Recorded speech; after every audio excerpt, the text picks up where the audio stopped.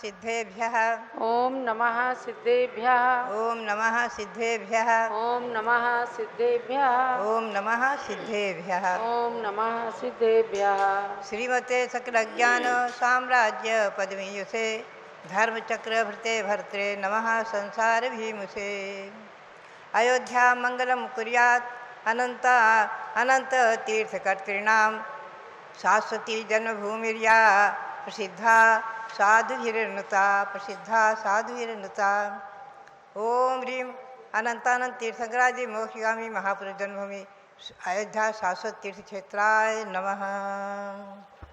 भव्यात्मा अयोध्या शाश्वत तीर्थ अयोध्या को नमन करके और अनंतानंद तीर्थंकरों की जन्मभूमि ऐसी शाश्वत तीर्थ अयोध्या को नमन करके हम आपको महापुराण के कुछ कुछ अंश को कुछ कुछ सार को सुनाऊंगी, क्योंकि पूरा महापुराण तो नहीं वाचना किया जा सकता है इस पारस चैनल के माध्यम से।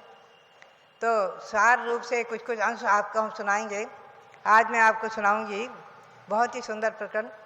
जैसा कि शुरू में प्रारंभ में गौतम स्वामी ने कहा है ना, सुदम में औसंतो ई खल समनैन भयोदा महावीरेण। हे आयुष्मंतो, मैंने सुना है भगवान महावीर के मुख से, वैसे ही मैं आपको कहूँगा। उसी प्रकार से श्री जिनसेन स्वामी कहते हैं, क्या कहते हैं कि श्री गौतम स्वामी जिनसेन स्वामी कहते हैं श्री गौतम स्वामी के मुख से जैसा निकला है वैसा गौतम स्वामी से ही मानो कहला रहे हैं। तो गौतम स्वामी बायां हाथ पद्मासन मुद्रा में बैठे हैं, बायां हाथ उनका पर्यंक आसन पर है और दाहिने हाथ की मुद्रा ये है, ऐसा इसमें लिखा हुआ है। इस मुद्रा से वो कहते हैं, क्या कहते हैं, बहुत सुंदर शब्द है, श्रुतम मया श्रुतस्कंधात आयुष्मंतो महाधियः निबोधत पुराणम में यथावत कथयामि वह।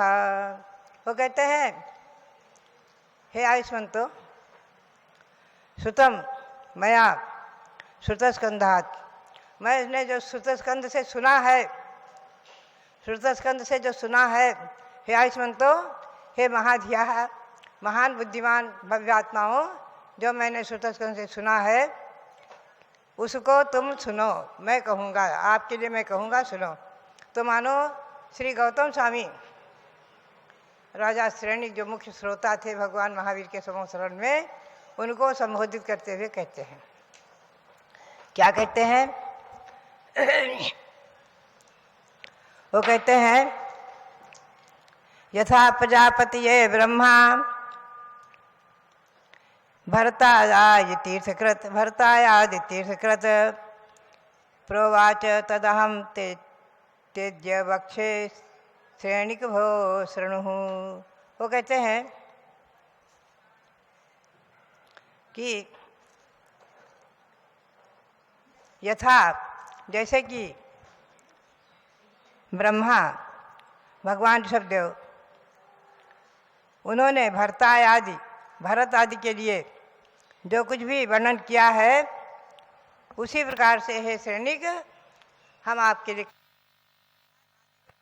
ने जो कुछ कहा उसी को उनके प्रथम गणधर वृषभसेन ने मुख्य श्रोता भरत आदि के लिए कहा। भरत स्वामी, भरत राजा चक्रवर्ती भरत मुख्य श्रोता थे भगवान ऋषभदेव के समूह शरण में।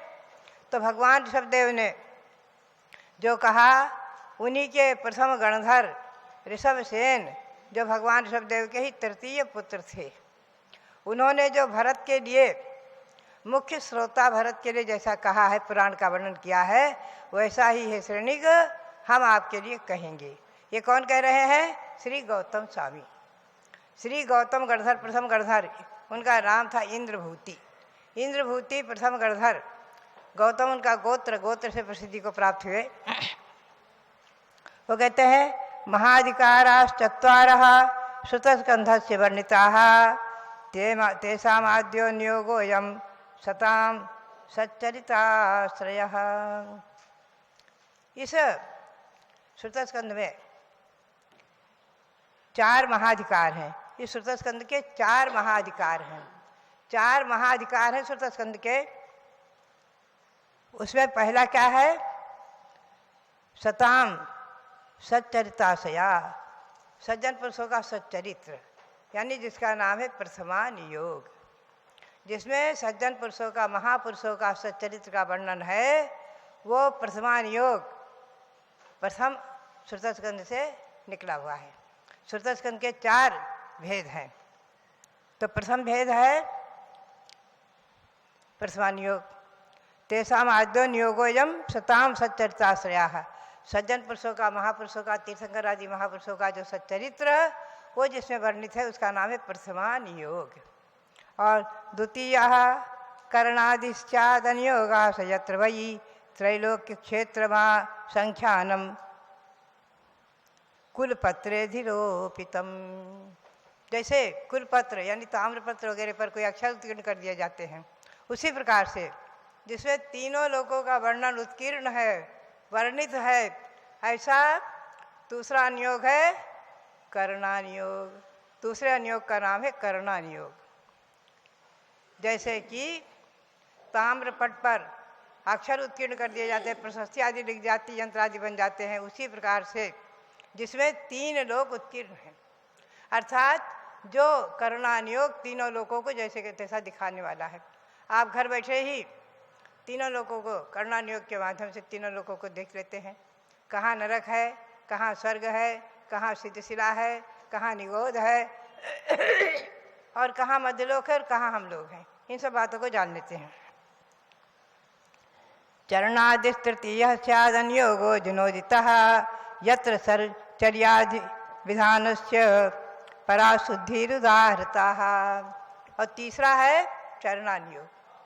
ये चरणानियोग क्या है कि जिसमें चर्या, श्रावकों की और मुनियों की चर्या बताई गई है, चतुर्विध संघ की चर्या जिसमें बताई गई है, गृहस्थ का धर्म क्या है, मुनियों का धर्म क्या है, मूलाचार में है मुनियों का धर्म, श्रावकाचार में है श्रावकों का धर्म, तो वो है चरणानियोग। ये तीसरा है।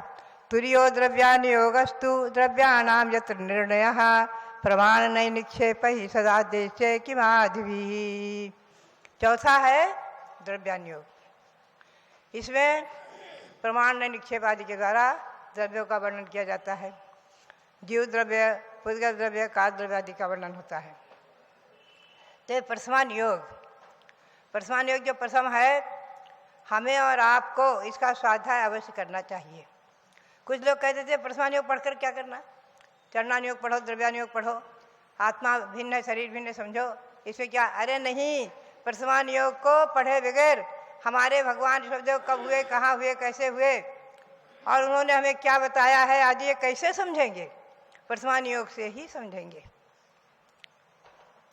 और इस प्रथमान योग का ग्रंथ की अपेक्षा अपरिमेय है, संख्या से रहित है और शब्दों की अपेक्षा परिमेय है, संख्येय है।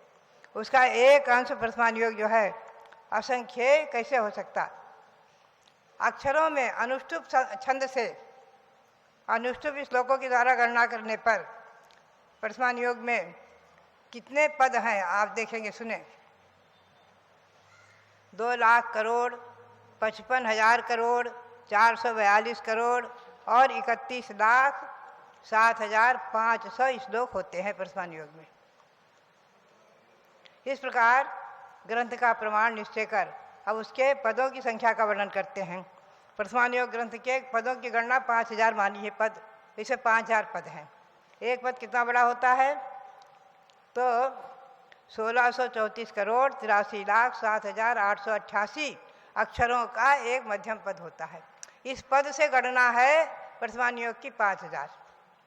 और अनुष्टुप शब्दों से जो गणना है वो मैंने बताई आपको, जिसमें जो लिखी है कि 2 लाख करोड़, 55,000 करोड़, 442 करोड़, 31,07,500 श्लोक इस प्रथमान योग में पाए जाते हैं।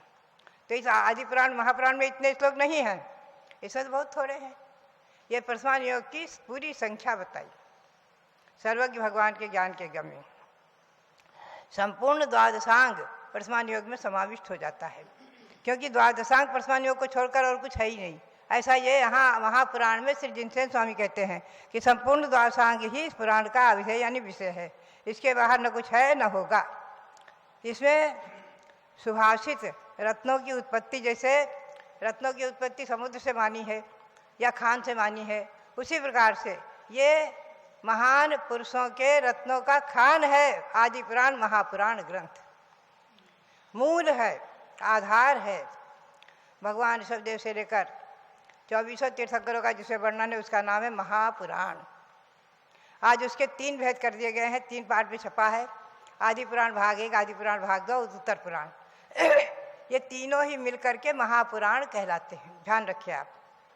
तो जिनसेन स्वामी ने इस महापुराण में जो वर्णन किया उसी को हम संक्षेप में आपको ले चलेंगे प्रतिदिन थोड़ा थोड़ा।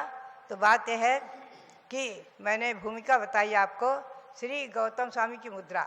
हमारे रविंद्र कीर्ति जी ने ऐसे गौतम स्वामी की हजारों प्रतिमाएं बनवाई हैं। गौतम स्वामी वर्ष जब मैंने घोषित किया था 2015 में, अभी तो 1 वर्ष में गौतम स्वामी का उत्सव मनाया गया था। तो गौतम स्वामी की लगभग 5-5 इंच की प्रतिमाएं ऐसी मुद्रा में हैं। जो मुद्रा इसमें लिखी हुई है इसी के आधार से मैंने मुद्रा बताई थी, उसी मुद्रा में गौतम स्वामी की प्रतिमाएं बनी है। हमारे यहाँ संघ में भी विराजमान है, उनका प्रतिदिन अभिषेक आदि होता है। तो इस प्रकार से गौतम स्वामी इस मुद्रा से श्रेणी महाराज को संबोधित करते हुए प्रवचन दे रहे हैं। उसी का इसमें अंश वर्णन है, उसी में हम आपको ले चलेंगे प्रतिदिन थोड़ा थोड़ा। अब काल की अपेक्षा उत्सर्पणी अवसर्पणी आदि काल के भेद प्रभेद और कब ऋषभदेव हुए हैं, कब भरत चक्रवर्ती हुए हैं, इनका वर्णन आप क्रमशः सुनते रहेंगे। अयोध्या पावन तीर्थ, शाश्वत तीर्थ, अनंत अनंत तीर्थंकरों की जन्मभूमि, ऐसी अयोध्या तीर्थ, उसको आप नमन करते हुए और भगवान ऋषभदेव को, भरत चक्रवर्ती जो मोक्ष प्राप्त कर चुके उनको नमन करें। इसी भावना के साथ आप सबके लिए बहुत बहुत मंगल आशीर्वाद, बहुत बहुत मंगल आशीर्वाद।